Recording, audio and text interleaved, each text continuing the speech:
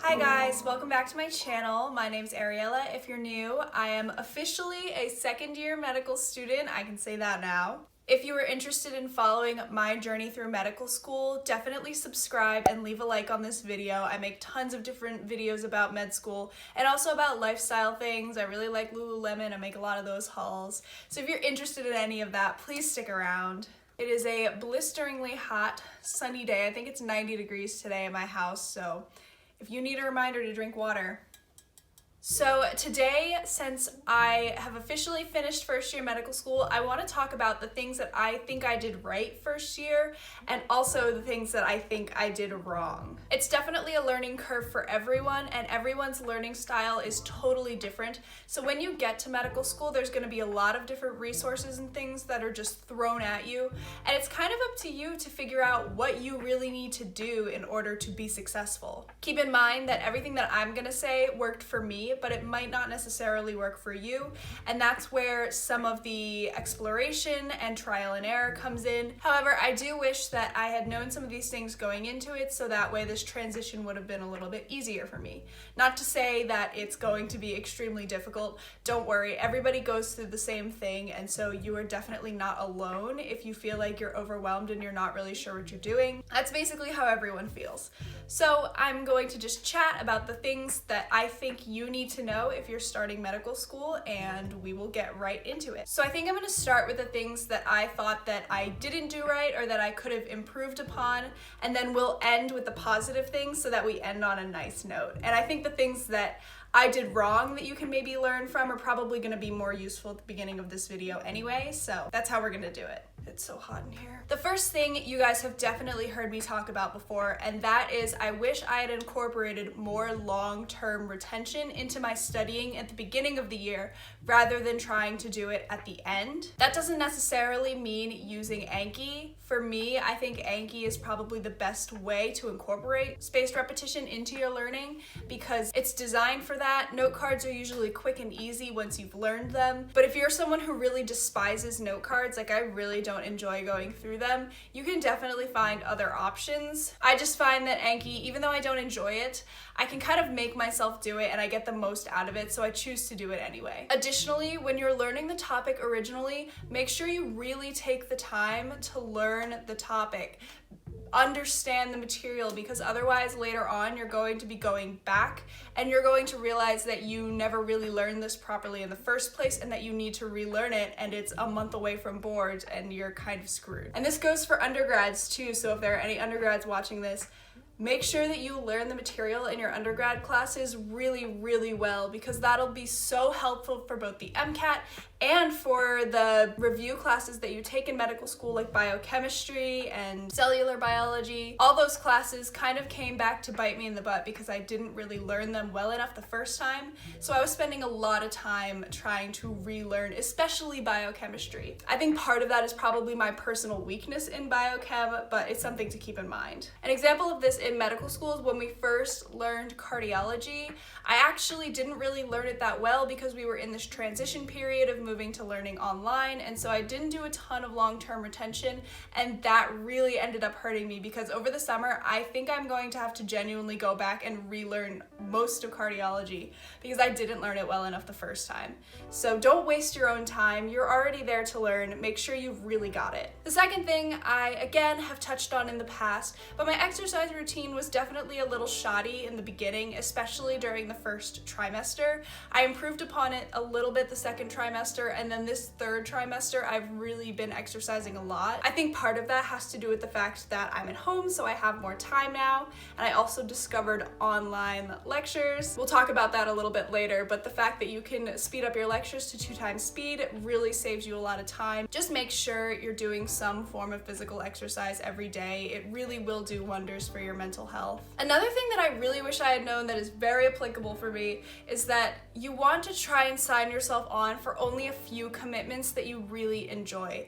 So when you get to medical school, at least this is the way that our school does it, but you can't officially join any clubs before you have your first test.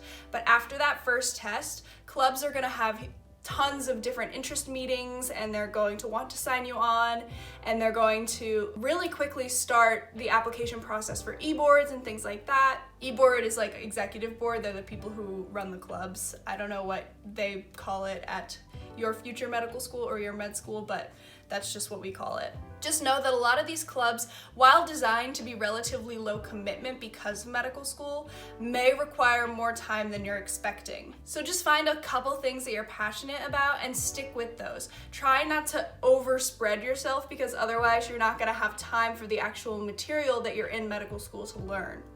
And I've kind of learned this the hard way. I have a problem saying no to people, and that's something that I've really had to work on in med schools, because I want to be involved in everything. I think everything is so cool and I want to be a part of all of it, but I have to really step back and say, okay, I can't possibly sign on for more e-board positions because I'm already 2 e-board positions, so I need to just dial it back a little bit. Going back to the academic information, I really wish I had utilized more boards resources earlier. The only one that I really used was SKETCHY, and then once the systems-based courses came around, I started using Boards and Beyond and SKETCHY, etc. I wish I had been using those the whole time, because they're super, super useful. In addition, I kind of wish I had utilized more YouTube videos for short and quick review of topics rather than rereading or rewriting my notes. I think that could have been a little bit more efficient, and some of the YouTube videos that I really like to watch now are Dirty Medicine and also a channel called Rhesus Medicine. The video on the coagulation pathway particularly was an awesome review for me, so I would highly recommend you guys check out those 2 channels if you're looking for short videos that are concise, maybe have some mnemonics to help you remember difficult topics. The fact that we were online this semester did have one positive outcome, and that was that being online taught me that watching lectures from home is going to be the best option for me. So this might not be true to you. I think there's usually roughly about 30 to 40% of the class first year, and then 20 to 30% of the class second year that prefer in-person lectures. I basically went to every lecture for first and second semester of third year, but obviously since we're home now, I've been having to watch them online. I just set them to 2 times speed, and I save so much time in my day for other things. It really helps with being able to get those large volume Anki cards in. That's something that I save time for. I also have a lot more time to spend with my family or do things that make me happy. So while this may not be the solution for like 20 to 30% of you, I think a lot of people understand the value of watching lectures from home because it gives you a lot of flexibility in your day. The only exception to that, I think, would be if you have a single semester worth of anatomy. You have to be on campus a lot for anatomy anyway, so I found that going to the lectures wasn't actually that bad because I was already there, I was already on campus a lot. What I recommend is, in the beginning of school, try a week of going to classes, and then try a week of not going to classes, and see which one you like better. That way you figure out what works for you early so you can stick to it for the most part, but you're still flexible enough that you can change things if a certain learning style requires it. So that's what I recommend in terms of going to class, not going to class, etc. Since we're already on the topic of anatomy, I'm just gonna throw this out here. Use note cards for memorization in anatomy. Oh my god, this is huge. I've talked about this a lot in my previous anatomy videos, and I think you guys know, if you've watched me for a while, that anatomy was one of my biggest struggles as a student. I ended up being successful in the end, I think because I did so many note cards. I was doing legitimately thousands of Anki cards a day. So the nice thing is with anatomy cards, they're usually very quick. There's an extra Anki plugin that you can download called Image Occlusion, and you can basically just draw a box on top of a picture that's labeled. And then so if you draw the box on all 8 labels of the photo, that'll create 8 Anki cards that you can answer for each structure. Anatomy is going to be full of first order questions. It literally is just a simple game of, do you know the structure or do you not know the structure? And I think the best way to do that is to create decks or to use decks with image occlusion. I tried drawing to help me learn. I tried writing notes, all of which were effective, but using note cards was definitely the most time efficient, effective method. And again, this is coming from someone who really hates doing tons of note cards every day. So at the end of the day, it's really up to you. If you know that you won't do the note cards, don't waste your time. But it is my recommendation because it's so effective. I'm telling you, my grades literally skyrocketed once I did this. Okay, so we're gonna talk about the other courses that you take in medical school, namely primary care skills, which is the doctoring course, and if you're at a DO school, OMM, which is the osteopathic manipulative medicine course. So I definitely found myself procrastinating a little bit in my OMM and PCS courses towards the end. I think studying them in smaller amounts over the entire semester probably would have given me a little bit more free time and a little bit less stress at the end, because when you have a ton of information to handle at the end of the semester, it can be really, really stressful to try and get through it all. This is kind of a smaller thing though, because a lot of people just study it at the end of the semester and they're totally fine. It's just not my preferred study method. Sorry for the specifics, MD students, but if you're at a DO school and they tell you in lecture to memorize the viscerosomatic sympathetic levels, they are not joking. You need to memorize them. And if you don't memorize them, it will kick your butt on an exam. I'm speaking from experience. So in terms of the primary care skills and OMM lab, make sure that you're practicing both of these techniques, whether it's like taking a carotid pulse or doing counter strain in OMM. Make sure you're practicing all of those on tons of different people. Don't just practice with the same one person every time, because you never know who you're going to be paired up with in OMM or who you're going to be assigned as an SP in primary care skills. You just want to be comfortable working on both males and females and people of all different sizes, shapes, colors, etc. Because as a doctor, you're going to be seeing a diverse set of people, and so you want to be able to perform those techniques on anyone. Keep that in mind. The last thing that I wish I had changed a little bit, and this is definitely a smaller thing, but I wish I had lived closer to campus. So where I lived previously was about a 20-minute drive from my apartment to campus, even though it was only about 2 miles. If that doesn't tell you about the traffic in Philadelphia, I don't know what will. I wish I had lived walking distance to school. I just spent so much time on campus, whether I was doing something for a club or going to lecture or going to the library. It would have just been a lot easier for me to have the flexibility of being able to walk home if I wanted to get lunch or change after the gym or something like that. And when you're in med school, your schedule is going to be variable every day, so you never know when you might need to go home and grab something. But that's just a smaller thing, and it's a personal preference. Some people like to live farther away. If you're in a city, they like to live in the center city, so there's lots of things to do. Me personally, I'm more of a suburb, rural community kind of gal, so I didn't mind living outside of the city, but I wish I had lived even closer to school. Okay, so I'm gonna fly through the things I did right because I am really sweating in here. One of the things that I did right is that I really stayed in my own lane. When you go to med school, everyone around you is going to be very high achieving, smart, very cool people, and you need to not compare yourself to them, because otherwise you're going to start to feel badly about yourself. You don't tend to see the positive values in yourself, even though other people do. I promise everyone who's at med school is really cool, super high achieving, and that includes you, but try not to compare yourself to everybody else. Everybody's on a different journey here. Another thing that I want to chat about is time management is key. You need to practice this and get it right before you get to medical school. And this is something that they kind of try and tease out of you in the interview process.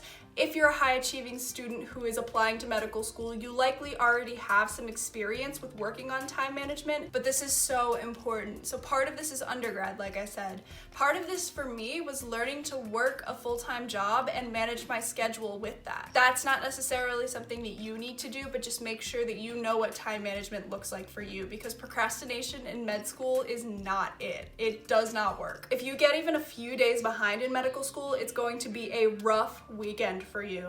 I'm serious. It is so much information that they just pour onto you. Don't get behind. Obviously, if you have circumstances that are outside of your control, you can talk to your faculty, you can talk to your course directors, etc., and they will help you out.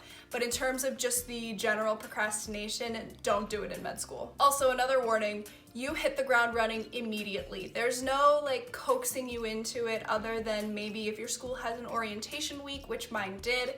But once you have your first class, it is go time. So the one resource that I did use during my first 2 trimesters and that I continued using into my 3rd trimester was SKETCHY. SKETCHY is amazing. I cannot talk about it enough, and I'm sure you've heard tons about it from other medical students, but something about having those images in your brain really works well for those courses because you can recall details that you definitely would not have remembered otherwise. I remember in my cellular course where we were learning about like bugs and drugs, I had a question that was asking about a bacteria, and it didn't give you the name of the bacteria, but it gave you the symptoms of the infection, and it wanted to know what is a feature of the correct bacteria. So not only did you need to know what bacteria they were talking about, but you also needed to know the features of that bacteria. And so I had teased out that the bacteria they were talking about was Pseudomonas, but I needed to know that Pseudomonas was oxidase positive. So I remembered that in the Pseudomonas sketch on SKETCHY, Mona Lisa is wearing an oxidase positive blue ring, and so I could easily pick that answer rather than having to go through and think longer about it, and what would have been like a full minute-long question ended up just being probably 20 seconds for me. It saves you a lot of time, and it really does work. Especially if you're visually minded, if you like to draw things out to learn them, this is a great way to learn, especially the bugs. I did use it SKETCHY Farm a little bit, but I definitely didn't use it as much as SKETCHY Micro. If that means anything, I don't know, but SKETCHY Micro is fantastic. Okay, so sorry guys about the change in location and lighting, and it's not good.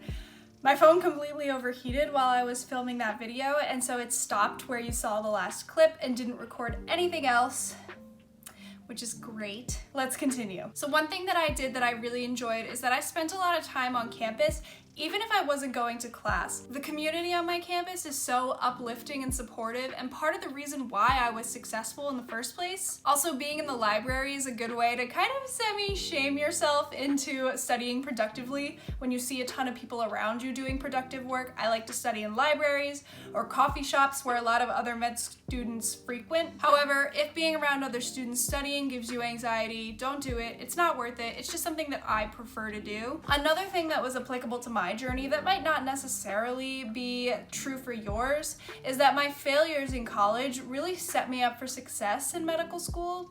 I know that sounds weird, and maybe they didn't set me up for success, but they at least set me up for a relatively easy transition into med school. So I think a lot of students, when they come to med school during their first year, go through this transitional period of understanding that doing average in medical school is amazing. It's fantastic. Med school is so difficult, it's so hard, and just because you're no longer a 4.0 GPA, 100% average student doesn't mean you're not a great student. And this kind of ties into the comparing yourself to others thing. I was never really stressed out about my grades, and I was operating at a relatively low level of stress throughout the entire year because I knew what it was like to get a bad grade on a test, and I knew that it wasn't the end of the world. That's just something that a lot of people have to go through when they first get to medical school, and I think it was something that was eased by the fact that I had a little bit more challenge with my undergrad journey. Another thing that I did right is that I set up a rigorous schedule where I worked about 8 to 10 hours a day every day during the week. That way I could have my weekends off. So this again is going to depend on your personal preferences when it comes to how much you want to study during the week and on the weekend. But for me, I like to have my weekends off so that I could either travel home or travel to see my boyfriend. We are long distance while I'm in med school. And just taking the weekend off allowed me to feel refreshed at the start of the next week and get a ton of productive work done throughout the week. So this is just something that works for me, but if you prefer to do your if you prefer to do less work during the week and add a little bit more on the weekends, it's totally fine. It's just something that I liked because I'm used to like an 8-hour work day. It works for me. I will say the caveat to that though is if you have one semester of anatomy rather than anatomy throughout the entire year. I had one semester of anatomy. Saturdays are usually the days where everybody meets in the anatomy lab and gets to do work together and relearns things and just reviews. So taking the weekend off during anatomy might not be possible, but that's only 1 out of 3 trimesters, so it's not that big of a deal. Speaking of anatomy, really quickly, if you have asthma or eczema or any other type of atopic condition, Or if you're pregnant, but I think that one's a little bit more obvious, make sure you talk to your doctor and talk to the anatomy staff. They're extremely understanding about this kind of thing. I had an issue where about halfway through the anatomy semester, I developed a pretty bad upper respiratory infection, and that exacerbated my asthma in combination with the fact that the formaldehyde was aggravating my asthma. And it just made for a really, really difficult time in that semester. And so I went to the anatomy staff and I told them, look, I've been having issues breathing and I feel like my infection is really not getting better because of the chronic irritation. So they told me that you can try the respirator, but ultimately if the respirator isn't working, we might need to pull you from the lab. To me, that was honestly a little disappointing to hear because I actually really enjoy the donor dissections. I find them very interesting and engaging, and I like to work with my hands. However, at the end of the day, your health and well-being are the most important thing. And so if being in the anatomy lab is not an option for you, they're extremely understanding about it. And so I encourage you to go talk to them. Don't be afraid. They're really, really nice. And if you're pregnant, there are certain conditions in which you can be in the anatomy lab while you're pregnant. It depends on what trimester you're in. So reach out, talk to your doctor and the anatomy lab staff. That's all I have to say about that. Another thing that really worked for me is I had a lot of different options for creative outlets that helped me relax and just to have a lot of fun while I was studying a very technical field. I started YouTube, obviously. Editing videos is a really fun creative outlet for me.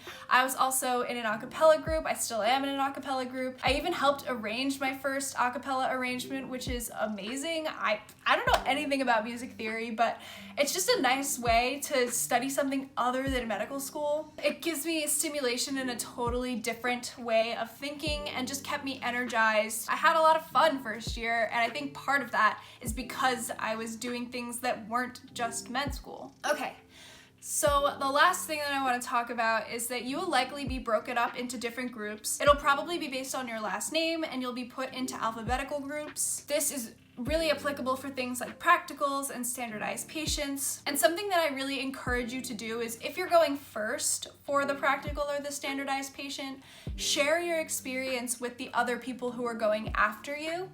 And if you are going later in the groups, make sure that you listen to what the people who are going first are telling you. This was super helpful when we had an SP where you had to do a very lengthy physical exam in 30 minutes. 30 minutes sounds like a lot of time until it isn't. So the first group that went, I would say finished about 75% of the exam before they ran out of time. And so they came to us and they warned us, you need to practice by timing yourself. You need to make sure that you can do this entire exam in 30 minutes. And so we did, and we ended up doing better because of it. And I think this speaks largely to the culture of your medical school, which is something that I want to talk about briefly. One of the reasons why I sought out my medical school specifically was because I knew students there and they told me that the collaborative environment at this school was fantastic. After being there for a year, I can say that I 100% agree with this. People are extremely willing to share all the resources they've either curated or created.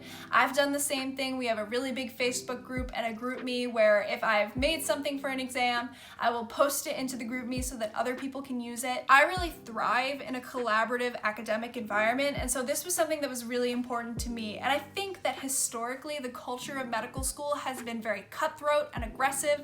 I think that leads to higher levels of stress and personally worse performance in school. At the end of the day, we need more doctors, and med school is not a competition. The goal is not to do better than the person sitting next to you. The goal is to become a doctor. And so if you lift others up, they in turn will lift you up as well. That's just something that I thought was really important for my journey, and I wanted to share that with you guys. It's something that I think you should look for when you're looking for medical schools. Talk to current students and get to know the environment of the school that they're going to. And I think that's truly one of the big reasons that I was successful first year of medical school, was because I had so much help from the faculty, from my friends, from my community. It is extremely multifactorial whether or not you do well in medical school, and I attribute a lot of that to the support of others around me. So those are all the things that I did wrong and I did right throughout my first year of medical school. If you guys liked it, please leave a like below and subscribe if you want to see me go through my summer and through second year of medical school.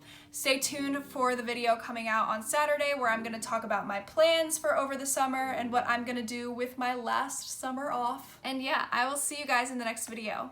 Bye!